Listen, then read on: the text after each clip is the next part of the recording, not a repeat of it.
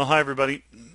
We're back for part two. We're going to basically um, begin where we left off on part one. So this is our first silhouette of the series we're going to complete before we go into Dynamesh. And I just want to talk about what's the difference between this and Photoshop, for example. How does this speed up the process? Why is this efficient? Um, Photoshop allows you to create or generate thumbnails in a single view, and if you're really good at illustrating, that may be your fastest choice.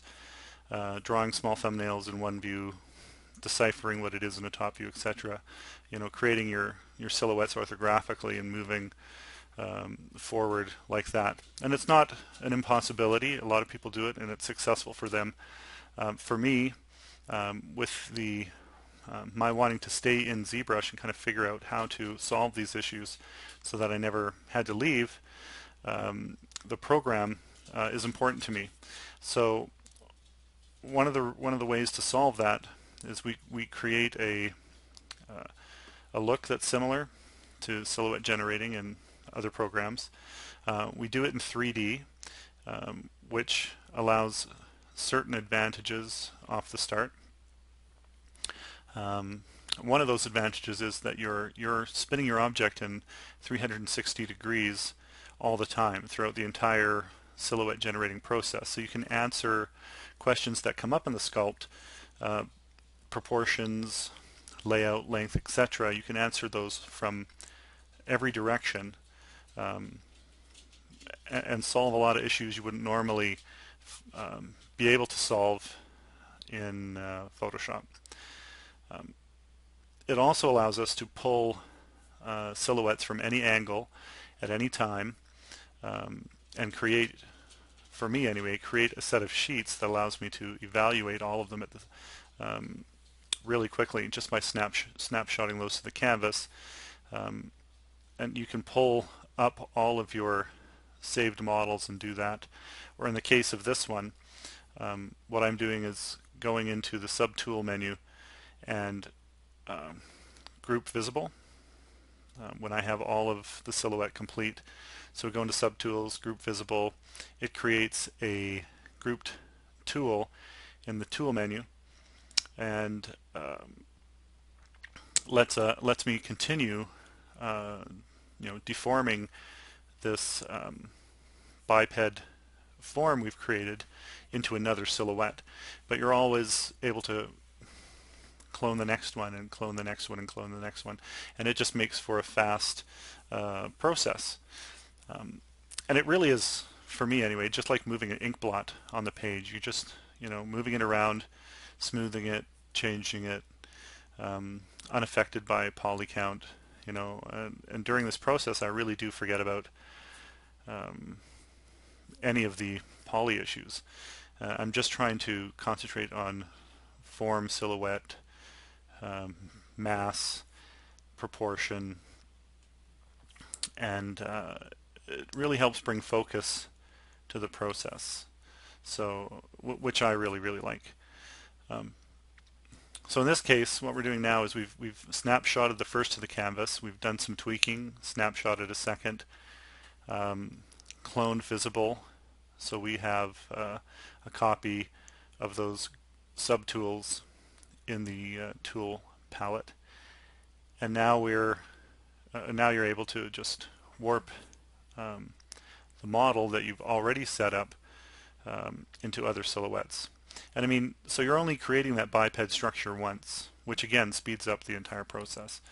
I'm not having to draw it again, or I'm using it to create iterations from the same subtool collection. And this one gets a little weird, but I really like the fact that I can go there so quickly. And if your first stroke doesn't work out, of course you're just switching and changing and pulling everything into a form that does work. And there aren't any rules here to break. It's so freeing to forget about polygonal structure and just blow through a silhouette. knowing that at the end of that process, you can pull up that set of grouped subtools or go back to it from into the tool palette. And in our next session, that's what we're going to do. We're going to take one of the silhouettes that we create, change its material and color, bring it up on the screen, and we're going to start dynameshing that into components and begin sculpting on it. But our decisions, the decisions that are being made during the creation of the silhouette, are making the best use of time, and allows us to go forward quickly, but it also prepares the model in a sense for the next step, which is dynameshing and 3D modeling. So it's a good use of time, I think. At F&D, we're not doing a lot of characters and creatures, but the thumbnailing process for me is the same. If it's on paper or in Photoshop or on the computer, you'd be surprised at how many jobs get bought off in a meeting where I'm just sitting and sketching. And the reason for that is you're in an office environment. You got 20 people around a boardroom table. I'm sketching away. I'm passing sketches around the room, and some of the jobs are just started with the smallest scratch of a thumbnail on a page. That's the silhouette I like. That's the stroke I like. It's fast. There's something exciting or unique about those scribbles on a page, and it literally is the same thing in Zbrush for me when it's a character. Something about that object and the way it reads in all those different views just makes me want to move forward. So if you can transfer that sort of energetic feeling from an office environment into this 3D studio that you're working in all the time, then I think it's fantastic. It just elevates and accelerates your process to a point that is, in my view, professional and one of the best uses of time. If you can knock out concepts even at this stage early and evaluate it, it just lets you move on quickly. One of the things that I've found just as an artist, when I'm sculpting these type of silhouettes, these characters, it's an exercise in, not necessarily in silhouette creation, but it's an exercise in decision making. And if you can find in this process something that allows you to move forward quickly, the more and more you do it, the faster your decisions will come. And in the future, and in other jobs or other aspects of your daily creative life, you're going to be able to move forward faster. It builds confidence. It builds it just builds your power to decision make into this sort of bullet of confidence, and you can kind of go with the flow a little faster. I think it's a wonderful process. Kind of frees you up to generate ideas quickly, and you become familiar with that whole process. Puts you ahead of the game in a lot of cases. So what this particular character or silhouette we're generating now, I decided to go with sort of an open structure on the leg, and it just allowed for an interesting direction, a nice silhouette, without affecting the tapering of the trunk from this nice inverted triangle shape. It didn't interfere with that tapering, but it allowed for some interest at the bottom, and allowed for some play with the feet. And most of the characters in Red Sands, they have their knuckles turned in. They walk on their they protect the sensitive, soft tissue on the inside of the hand, and they're walking on the knuckles.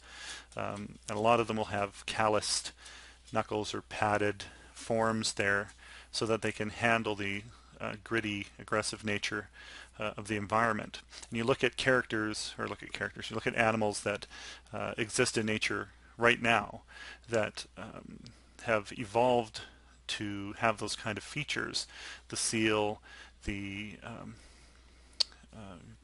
you know, animals native to the Arctic, for example, they all have padded feet. They all have venous structures that allow for blood flow up and down the arm, so while cold blood is returning, it's warmed by the heart, or warmed by the blood leaving the heart, in the case of dogs.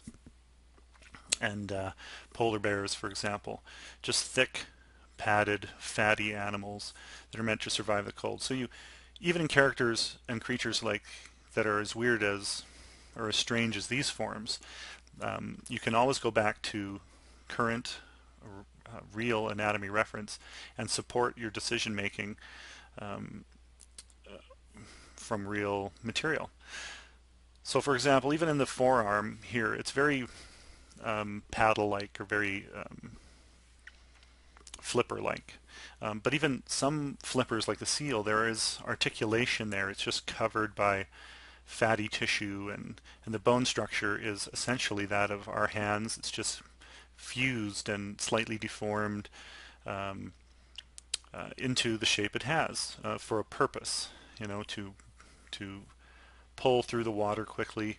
They bend nicely for walking on the surface of ice. They're padded, they're tough, they're textured for grip. So when you're creating these characters, you're making decisions based on the knowledge base you've created for anatomy from whatever reference you've gathered, etc. So read a lot, look at a lot of animal reference, and support your enthusiasm for character development with as much real material as you can. But don't be bound by that. I try not to be bound by that. I don't want to make a finger like every other finger, or a seal flipper like every other seal flipper. I want to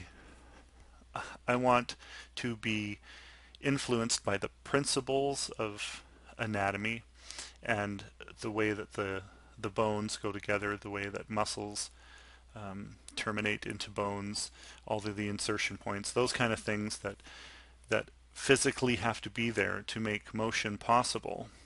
But I don't want to be ruled solely by that.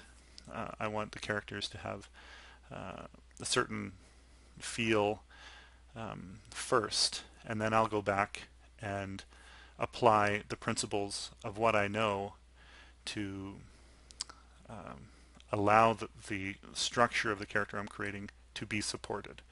Now you have to do, depending on the type of character, if it's a gelatinous, slug, it's not going to have bones per se, but I like going back and having my decisions supported by that understructure.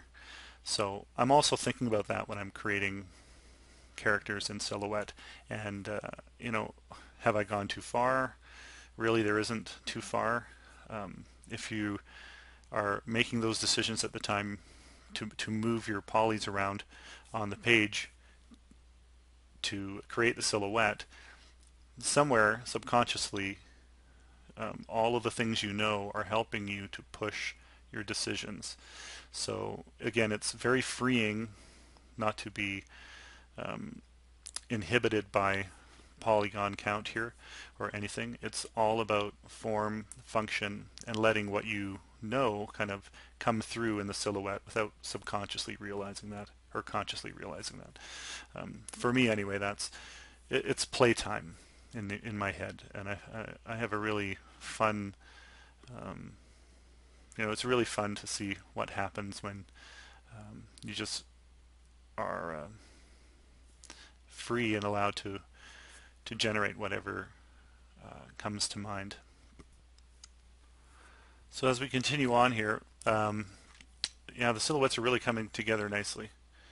We're going to have 5 or 6 silhouettes to start with, and I originally was narrating throughout the creation of these silhouettes, so they've gone a little slower than they probably should have or normally would have. Um, so we don't have as many as I think I should have had. But we'll start with 5 or 6. We're going to pick one of those and then move forward into the next step by selecting one and using it to generate a Dynamesh. It won't be a full body Dynamesh. Again, as I said in the previous version, we'll keep the head, arms, and legs and torso separate until they're at a stage where we want to assemble them. But it makes it really easy to turn those subtools on and off, and it lets us evaluate certain aspects of the silhouette separately before we make the kind of decision to solidify the whole thing. But it's so far working out really well. This particular one I like, and I may go forward with this. I'm kind of in my brain. I'm not sure why I chose to put a almost like a dew claw on steroids there at the knee, but it might be interesting to explore how that creature might walk. And as we get further into this process, it might be fun to try and answer that question anatomically, how that would work. How does it walk? You know, when you're creating these, you don't have to have the answers for everything, but when you go back to finalizing this, showing your work, or kind of laying out your decision making, you should have enough of a knowledge base to explain it to yourself and justify it, so that in a business setting perhaps you want to be able to explain that to your counterparts, or if you're in a team environment doing games, you certainly have to justify that to move forward. But I like where these are going, and we're up to, I think, 5 silhouettes right now. And I may call it there just so we can move on through this process, but I really do like evaluating the model in that 360, and just even in 3/4 view or other views, just being able to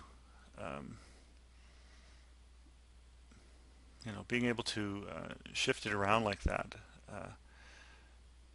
lets you move forward so quickly. And again, you're developing your decision-making skills every time you do this. So there you go. There's number 4 or 5. I think that's 5. We're going to pick one in the next part, and we're going to start with some Dynamesh.